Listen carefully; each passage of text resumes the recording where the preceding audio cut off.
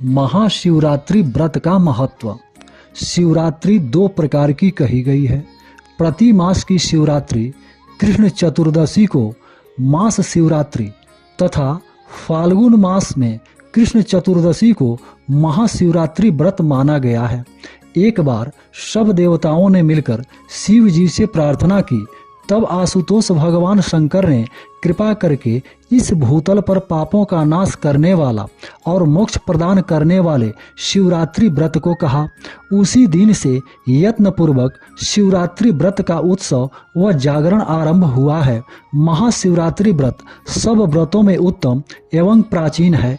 इस व्रत को प्राचीन काल में राजा दिलीप, नल, नहुस, मानधाता, सगर तथा सत्यवादी हरिश्चंद्र आदि ने भी किया था, ऐसा पुराणों में प्रमाण मिलता है। साथ ही माता अरुंधति, माता सीता, सावित्री, माता सरस्वती एवं माता गायत्री आदि सती महिलाओं ने भी महाशिवरात्रि व्रत का अनुष्ठान किया था।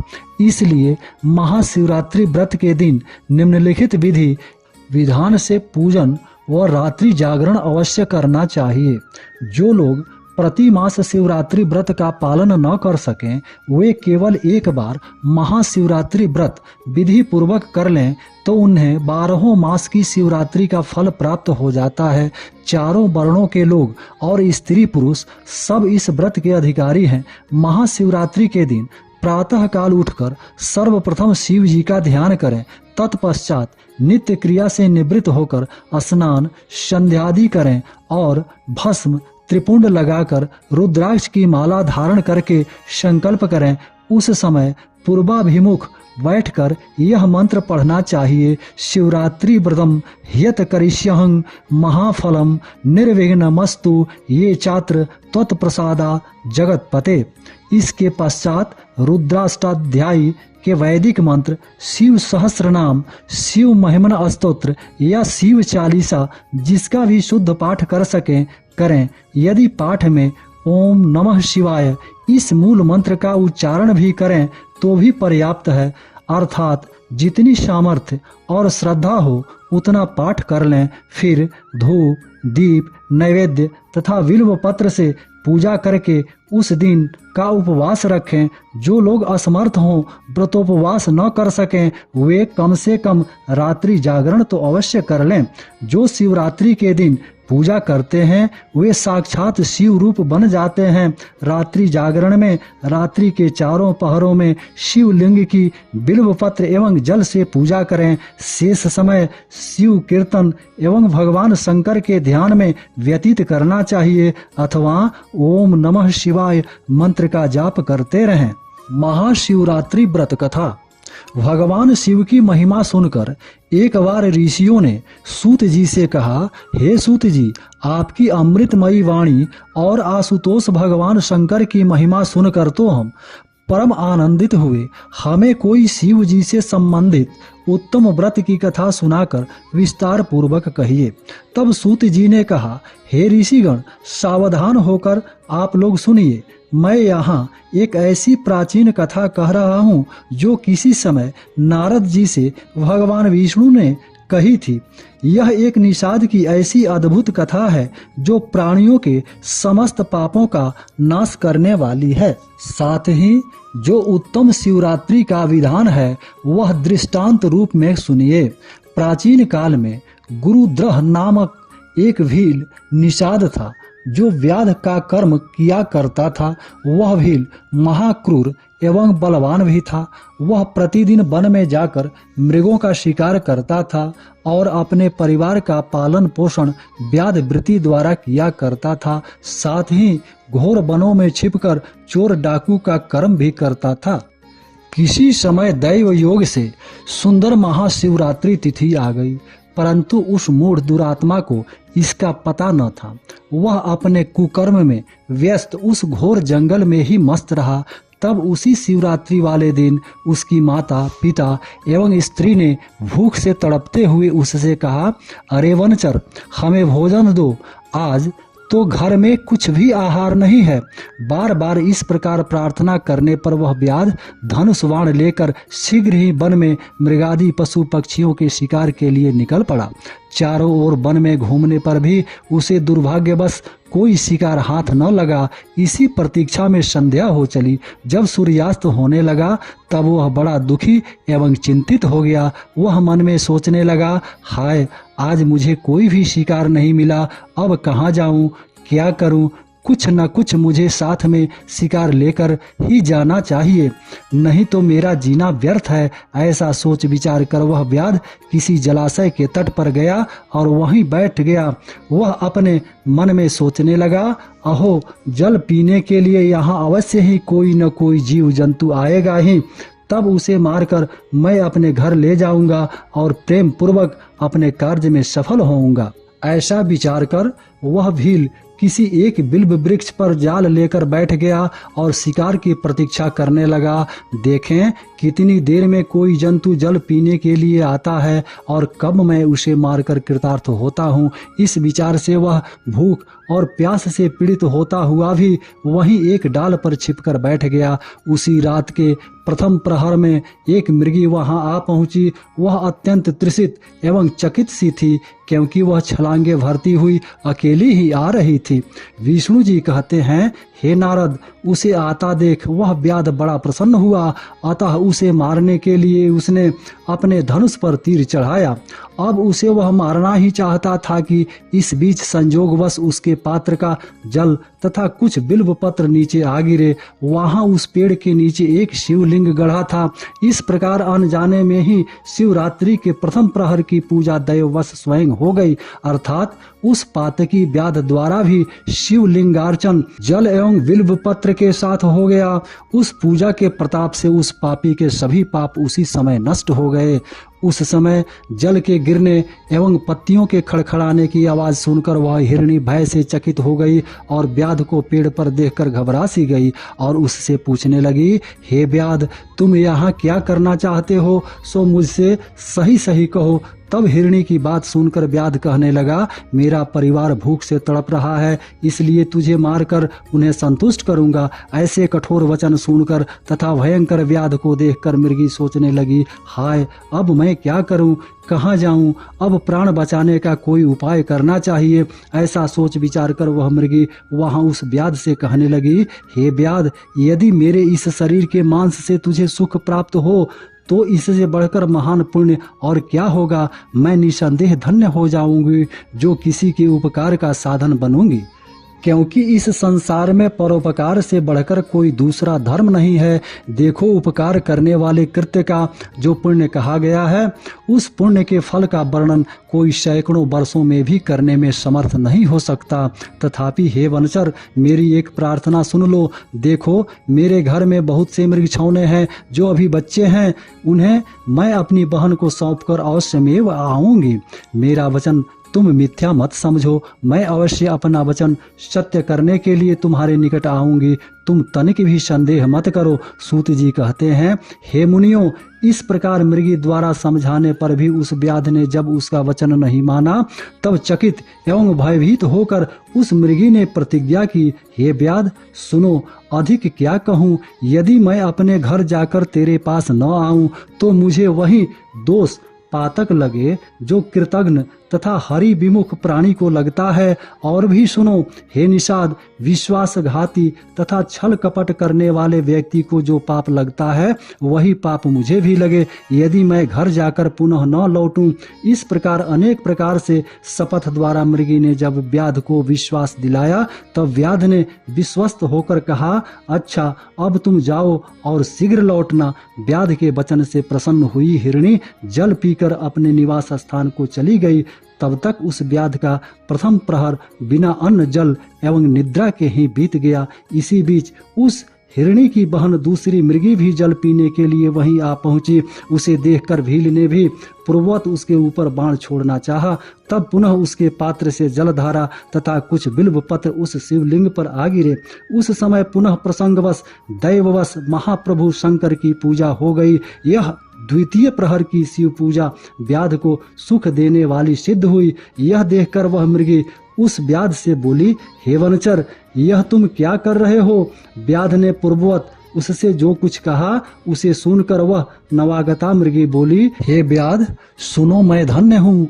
मेरा यह देह धारण करना सफल है, क्योंकि मेरे इस अनित्य एवं अधम शरीर से एक महान उपकार कृत्य होगा। किंतु मेरे छोटे छोटे छौने जो घर पर हैं, उन्हें मैं अपने गृह स्वामी पति को अर्पित करके पुनः अवश्य लौट आऊंगी। यह सही जानो, मुझे अब जाने दो। यह सुनकर व्याध ने कहा, मैं तुम्हारी बात नहीं मानता, तुम्हें अवश्य मारूंगा। व्याध की बात सुनकर हिरणी ने शपथ पूर्वक पुनः कहा, हे व्याध, सुनो, मैं सत्य वचन कहती हूँ। यदि न आ सकी तो वचन तोड़ने का प्रायश्चित मुझे लगेगा, उससे मेरा पुण्य नष्ट होगा। हे व्याध, जो विष्णु भक्त होकर के भी शिव की निंदा करता है, जो उसे पातक लगता है, वही मुझे लगे यदि मैं पुनः न लौटूं। जो मानव माता पिता की श्राद्ध तिथि का श्राद्ध नहीं करते, उनको जो पाप लगता है वही मुझे भी लगे। अथवा वचनबद्ध होकर जो पछता कर वही काम करता है, तजन्य जो पाप होता है वही मुझे भी लगे, यदि मैं कहकर भी पुनः न लौटूं। सूत जी कहने लगे, हे मुनियों, मृगी की ऐसी बातें सुनकर व्याध ने उसे भी जाने की अनुमति दे दी। उसने कहा, अच्छा, तुम जाओ, शीघ्र लौटना। तब वह मृगी भी जल पीकर प्रसन्न होती हुई अपने स्थान को चली गई। तब तक रात्रि का दूसरा प्रहर भी बिना अन्न जल के तथा सोए बिना ही व्यतीत हो गया। इसी बीच जब तृतीय प्रहर बीतने लगा और मृगी के आने में देर होने लगी, तब वह व्याध चकित होकर उसकी खोज में तत्पर हो गया। इसी बीच उस व्याध की दृष्टि जल पीने के लिए आते हुए एक मृग पर पड़ी। वह निषाद उस हृष्ट पुष्ट मृग को देखकर अत्यंत प्रसन्न हो गया, अतः उसने धनुष पर बाण चढ़ाकर झट से मारना चाहा। उसी समय उसके ऐसा करते ही दैव योग से पुनः कुछ जल एवं बिल्व पत्र उस शिवलिंग पर जा गिरे, जिससे तृतीय प्रहर की पूजा सौभाग्यवश हो गई। यह भूत भावन शिव की अहेतु की कृपा थी। वहां पर उस शब्द को सुनकर मृग ने कहा, अरे, यह तुम क्या कर रहे हो? तब उस व्याध ने कहा, अपने परिवार के पालन के लिए तुम्हें मैं मारना चाहता हूँ। सूत जी ने कहा, हे मुनियों, व्याध की बातें सुनकर वह प्यासा मृग चिंतित होकर उस व्याध से इस प्रकार कहने लगा, अहो, मैं आज धन्य हूँ जो मेरा यह पुष्ट शरीर संसार की तृप्ति के लिए काम आएगा, क्योंकि जिसका शरीर परोपकार में न लगा उसका सारा जीवन व्यर्थ ही हो गया। जो सामर्थ्य पाकर भी दूसरे का उपकार नहीं करता उसका सामर्थ्य व्यर्थ है, वह परलोक में अवश्य नरकगामी होता है। इसलिए हे व्याध, इस समय मुझे छोड़ दो। मैं अपने उन छोटे छोटे बच्चों को उनकी माता के हाथ सौंपकर तथा उन्हें धैर्य देकर पुनः शीघ्र ही लौटूंगा, इसमें तनिक भी संदेह न करो। उस मृग के निष्कपट भाव से ऐसा कहने पर वह व्याध अपने मन में अत्यंत चकित होकर तत्काल पवित्र मन वाला हो गया और उसके सभी पातक नष्ट हो गए। तब वह पुनः मृग से इस प्रकार कहने लगा, इसके पूर्व भी जो मृग आए वे सभी तुम्हारे ही समान मुंह से कहकर अभी तक पुनः नहीं लौटे। यह कितनी भारी प्रवंचना है। उन्हीं वचनों की भांति तुम भी इस संकट काल में पिंड छुड़ाने के लिए झूठ बोलकर चले जाओगे। तब हे मृग, भला तुम ही बताओ, मेरी आजीविका कैसे चलेगी, क्योंकि मेरे कुटुंबी भी भूख प्यास से घर पर तड़पते होंगे। तब मैं कैसे विश्वास करूं? यह सुनकर मृग ने कहा, हे वनचर, सुनो, मैं सत्य कहता हूँ, मिथ्यावादी नहीं हूँ। देखो हे व्याध, ये समस्त ब्रह्मांड सत्य के बल पर ही टिका हुआ है, क्योंकि इस संसार में जिसकी वाणी मिथ्या होती है उसके सभी पुण्य तत्काल क्षीण हो जाते हैं। तो भी हे भील, तुम मेरी सत्य प्रतिज्ञा निश्चय ही सुन लो।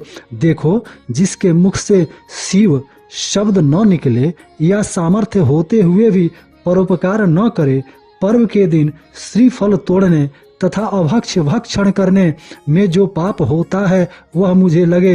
हे निषाद, जो शिव जी का पूजन नहीं करते, जो बिना भस्म त्रिपुंड लगाए ही अन्नाहार करते हैं, ऐसे पापियों का दोष मुझे लगे यदि मैं जाकर पुनः न लौटूं। सूत जी कहते हैं, हे मुनियों, मृग की सत्यवाणी सुनकर व्याध ने उससे भी कहा, अच्छा जाओ, पर शीघ्र ही लौट आओ। यह सुनकर मृग ने वहां जल पिया और चल दिया। मृग ने आकर व्याध का वचन सबसे कह सुनाया। तब उन सभी मृगों ने आपस में विचार करके एक मत होकर संगठित रूप से अपने स्थान पर ही प्रतिज्ञा कर ली कि सत्य से बढ़कर संसार में कुछ नहीं है, अतः हम लोगों को सत्य पास से नियंत्रित होकर निश्चय ही वहां जाना चाहिए। तब वे सभी मृग अपने बालकों को वहीं धैर्य प्रदान करके व्याध के पास चलने को तैयार हो गए। उस मृग की कई पत्नियां थी। उनमें जो सबसे बड़ी थी, उसने पहले अपने स्वामी से कहा, हे स्वामी, आप यहीं रह जाएं, क्योंकि आपके बिना यह बच्चे कैसे ठहर सकेंगे। दूसरी बात यह है कि मैंने वहां सर्वप्रथम जाने की शपथ ग्रहण की थी, इस कारण मुझे ही पहले वहां जाना चाहिए। आप यहीं रहिए। उसकी यह वाणी सुनकर छोटी मृगी बोल उठी, प्रभो, मैं आपकी दासी हूँ, अतः मैं ही वहां जा रही हूँ, आप यहीं रहें। उसकी विनती सुनकर मृग ने पुनः कहा, नहीं नहीं, वहां मुझे ही जाना चाहिए, तुम दोनों यहाँ पर रह जाओ, क्योंकि शिशु रक्षा का कार्य माता ही भली भांति कर सकती है। अपने स्वामी का वचन सुनकर उन मृगियों ने प्रेम से कहा, नहीं प्रभु, यह भारतीय धर्म मर्यादा के विरुद्ध है कि पत्नी के रहते पति पहले मरे, क्योंकि बिना पति के स्त्रियों के वैधव्य जीवन को धिक्कार है। हम सभी चलेंगे। ऐसा विचार विमर्श करके वे मृगी तथा मृग अपने बच्चों को धैर्य देकर तथा उन्हें अपने सहवासी किसी अन्य पशु को सौंपकर सभी वहां चले गए जहां वह निषाद था। उनके चले जाने पर हिरणी के बच्चे भी उनके खूर चिन्हों का अनुसरण करते हुए उछलते कूदते वहां तक जा पहुंचे, क्योंकि उन मृग छौनों ने अपने मन में ठीक ही सोच लिया था कि उनकी जैसी गति होगी वैसी ही हम लोगों की भी होए। उन मृग झुंडों को देखकर व्याध बड़ा प्रसन्न हुआ, अतः उन्हें मारने के लिए ज्यों ही धनुष पर तीर चढ़ाया, त्यों ही पूर्ववत पुनः कुछ जल एवं पत्ते उस शिवलिंग पर गिर पड़े, जिससे उस रात्रि के चौथे प्रहर की पूजा अचानक ही हो गई। इस प्रकार उस व्याध के सभी पातक क्षण भर में ही जलकर भस्म हो गए, अर्थात वह निषाद अब निष्पाप हो गया। उस समय उन दोनों मृगियों तथा उस मृग ने साथ ही कहा, हे व्याधवर, आप कृपा करके हम लोगों के जीवन सार्थक करें। सूत जी कहते हैं, मुने, इस प्रकार उन मृगों के वचन सुनकर व्याध दुष्प्राप्य सद्ज्ञान का भागी बन गया और अपने मन में सोचने लगा, अहो, ये मृग धन्य हैं जो ज्ञानहीन पशु होते हुए भी संगठित हैं और अपने शरीर को त्याग करके भी परोपकार परायण हो रहे हैं। हा हंत, खेद की बात है कि मैंने मनुष्य जीवन पाकर भी कौन सा पुण्य कमाया, क्योंकि आज तक दूसरों के शरीर को कष्ट देकर ही तो मैंने अपने शरीर को पाला पोसा। यही नहीं बल्कि अनेकानेक पापों द्वारा नित्य अपने परिवार का पालन पोषण किया। हाय, जन्म भर अपने किए हुए दुष्कर्मों का कैसा कुफल मैं पाऊंगा। इस समय इस प्रकार चिंता करते हुए मेरे इस जीवन को धिक्कार है। इस प्रकार सद्ज्ञान उत्पन्न होने पर उस व्याध ने अपना बाण एवं धनुष उतारते हुए उस समय कहा, हे श्रेष्ठ मृगगण, तुम धन्य हो, अतः अब आनंद पूर्वक अपने स्थान की ओर जाओ। सूत जी कहते हैं, हे मुनियों, व्याध के ऐसा कहने पर शिव जी ने उस पर प्रसन्न होकर उसके द्वारा अनजाने में भी पूजित अपने सर्वमान्य दिव्य स्वरूप का प्रत्यक्ष दर्शन दिया। उस व्याध को अपने हाथों से स्पर्श करते हुए शिव जी प्रेम पूर्वक बोले, हे प्रिय निषाद, तुम्हारे इस विचित्र शिवरात्रि व्रत से मैं अत्यंत प्रसन्न हूँ, अतः कोई वर मांगो। उस समय वह व्याध भी साक्षात शिव के दर्शन से तत्काल मुक्त हो गया और मैं सब कुछ पा गया, ऐसा कहते हुए शिव जी के आगे उनके चरणों पर गिर गया। तब शिव जी ने भी अत्यंत प्रसन्न होकर गुह नाम प्रदान करते हुए उसे कृपा दृष्टि से देखते हुए अनेक उत्तम वरदान दिए। शिव जी ने कहा, हे निषाद राज, सुनो, आज से तुम श्रृंगवेरपुर में जाकर उसे अपनी राजधानी बनाओ और अनेक प्रकार के दिव्य यथेष्ट दुर्लभ भोगों का उपभोग करो। देखो हे निषाद, निर्विघ्न वंश वृद्धि देवताओं द्वारा भी प्रशंसित है। तुम्हारे तप से पवित्र तेरे घर में किसी समय श्री राम जी निश्चित ही आवेंगे। मेरे भक्तों के साथ स्नेह रखने वाले वे राम आकर तुम्हारे साथ मैत्री करेंगे और मेरी सेवा में आसक्त चित्त वाले तुम अवश्य देव दुर्लभ मुक्ति प्राप्त करोगे। सूत जी कहते हैं, हे मुनिवृंद, इस बीच श्री शंकर जी का दर्शन कर वे सभी मृग तत्काल पशु योनि का परित्याग करके विमुक्त हो गए। अर्थात दिव्य विमान पर दिव्य शरीर से बैठकर वे सभी मृग उसी समय पूर्व शाप से मुक्त होकर स्वर्ग लोक को चले गए। उधर पुनः विष्णु भगवान नारद से कहने लगे, हे मुने, वहां अर्बुद पर्वत पर शिव जी व्याधेश्वर नाम से प्रसिद्ध हुए, जो दर्शन एवं पूजन मात्र से शिव भक्तों को भुक्ति मुक्ति करके भगवान राम की अनुकंपा से शिव सायुज्य प्राप्त कर संसार से मुक्त हो गया। इस प्रकार अज्ञानता वश भी उसने शिव व्रत के प्रताप से यदि सायुज्य मुक्ति तक को प्राप्त कर लिया तो फिर अन्य भक्तों की क्या कथा है। वे तो तन्मय होकर साक्षात शिव स्वरूप ही हो जाते हैं। इसलिए हे मुने, सब शास्त्रों को विचार कर तथा अनेकानेक तीर्थ दान तथा अनेक प्रकार के विचित्र एवं पवित्र यज्ञ भी हैं, सर्वोत्तम व्रत भी हैं। यद्यपि यहाँ अनेक व्रत विधान, अनेक तीर्थ दान तथा अनेक प्रकार के जप तप संयम नियम भी हैं, तथापि उनमें कोई भी इस शिवरात्रि व्रत के समान नहीं है। यह शास्त्र और पुराणों का निश्चित निर्णय है। इसलिए अपनी भलाई चाहने वालों को चाहिए कि इस शुभ व्रत का पालन अवश्य करें, क्योंकि यह दिव्य शिवरात्रि व्रत सर्वदा साधक को मुक्ति भुक्ति देने वाला है। सूत जी कहने लगे, हे ऋषि वृंद, यह कल्याणप्रद शिवरात्रि व्रत मैंने आप लोगों को सुना दिया, जो संसार में व्रत राज के नाम से प्रसिद्ध है। ऋषियों ने पुनः पूछा, हे सूत जी, अभी आपने मुक्ति की चर्चा की है, उसमें क्या होता है और मुक्त पुरुषों की कैसी दशा होती है, यह भी हम लोगों को बताइए। तब सूत जी ने कहा, हे मुनियों, सावधान होकर सुने। मैं कह रहा हूँ, संसार के क्लेश आवागमन को हरने वाली तथा परमानंद देने वाली वह मुक्ति 4 प्रकार की कही गई है। 1. सारूप्य, भगवान के समान रूप होना। 2. सालोक्य, भगवान के लोक में रहना। 3. सानिध्य, भगवान के निकट पार्षद बनकर रहना। 4. सायुज्य, मुक्ति, भगवान में मिल जाना। यह चौथी मुक्ति शिवरात्रि व्रत से प्राप्त होती है, जो चारों में उत्तम है। ओम नमः शिवाय। हर हर महादेव।